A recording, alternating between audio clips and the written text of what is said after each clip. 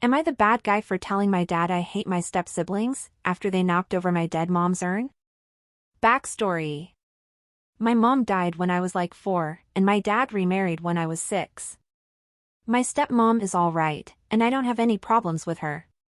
She had 3 kids from a previous marriage, an 18-year-old girl, 17-year-old boy, and a 15-year-old girl. I am 18, so I'm the same age as the oldest, but I'm older by a couple months. At first, when we all moved in together, I was happy to have siblings. But the feeling wasn't mutual at all, and they excluded me a lot from things. Saying that, I'm not one of them, and other crap like that. Me and the 17-year-old fought a lot. Like, almost daily.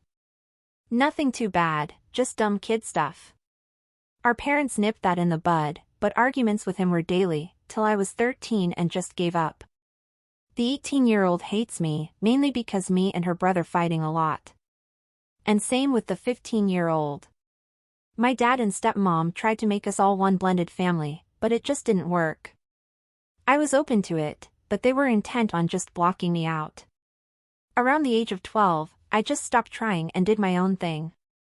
I have absolutely zero relationship or attachment with any of them. The main problem, I was away at a friend's house, and I forgot to lock the door to my room. My step-siblings have had a problem with going into my room because I keep my stuff organized, and I'm the only one with a TV in my room. I paid for it. And they watch TV. I usually just let them, to avoid talking to them. I have a mini memorial of my mom in my room that has a plaque of my mom and her urn. It's not much, but I like it. I guess all 3 were watching TV, and somehow my urn got knocked over.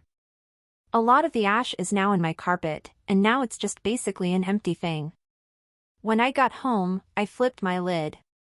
It got bad. My dad came into my room and sent them out. When I told him what happened, he said that he's sorry and he will talk to him. This is where I may be the bad guy. My dad said something on the lines of never being too mad at family. I had enough and told him exactly this: they aren't my family. They have made my home life crap for years, and now they've knocked over the ashes of my mom. I freaking hate them. He went silent and didn't say anything, then left my room. My step-siblings haven't apologized, not that I'd accept anything they'd say. I feel bad what I said to my dad, but I don't regret a word of it.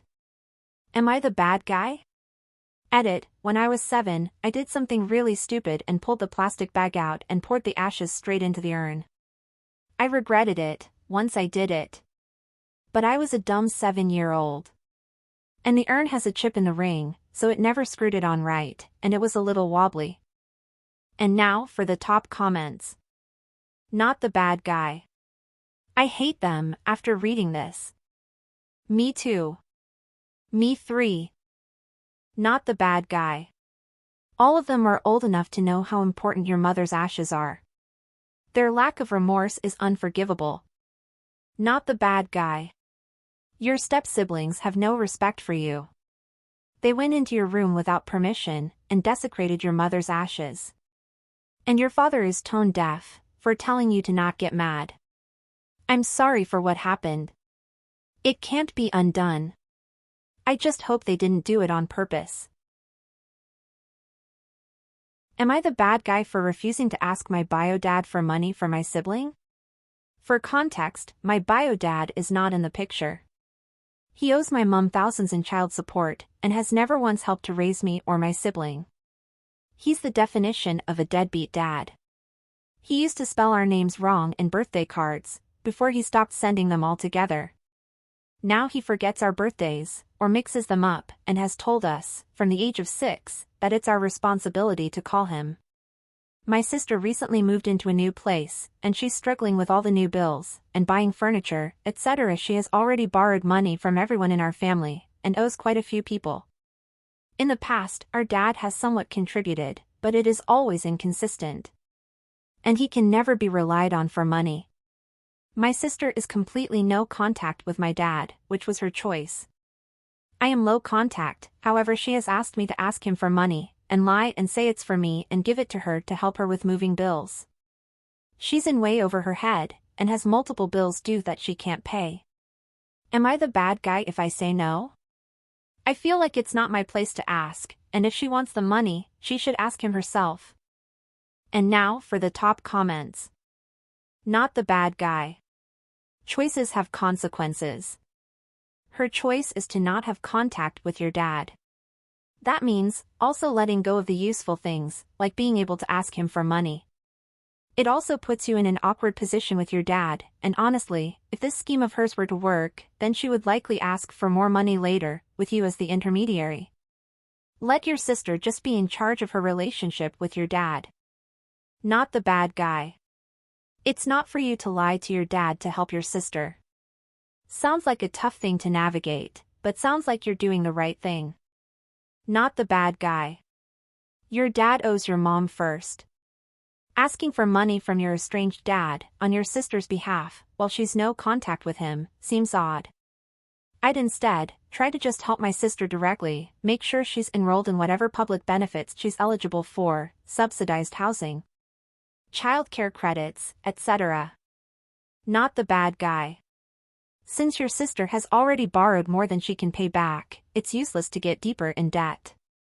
If you borrow money from bio dad, you'll be on the hook for paying it back, not your sister. Don't. Am I the bad guy for not letting my mother borrow money from me? So, a little bit of context. I, 26 male, have been living on my own for a while. I recently moved back home to save money, just until I get established once again. My mother has a habit of borrowing money from me, whether it's for bills or other things she needs. I never question what it's for, and if I have it, I give it to her. I've offered many times to get charged rent, but she always refuses. And says it's not necessary. But at least once or more a month, she asks to borrow large chunks of money. And between student loans and car payments, I end up not saving much, if anything at all. During the global situation, when I was still on my own, I was still learning about taxes. So, I got my stimulus checks way after the fact. But the very next day, after I received it, she asked for it, stating it's easier to borrow the money from me, instead of a loan with crazy high interest rates, which is understandable. But it's like I never got them at all. The main problem is, anytime she borrows, she says, put it on my tab. It's a tab that keeps growing, it's already at 8K, and it's already been close to 2 years, and she has barely given any of it back. I ended up just telling her to erase the tab. On the condition that she can never borrow money again, unless it's an absolute emergency. If I'm trying to move out, her constantly asking for money makes it hard to hold on to anything. My sisters called me the bad guy, saying that, since it's her house I should be more considerate, and willing to help out. Since I'm barely home from working all the time, the least I can do is let her borrow when she needs it. Am I the bad guy? And now for the top comments. Since you live with her, and she won't charge you money, figure what a reasonable amount of money for rent would be. Say, $500, for example. Set that aside in a mommy fund, if you will. Every month, put in $500 and use that. If she goes over that, then say no.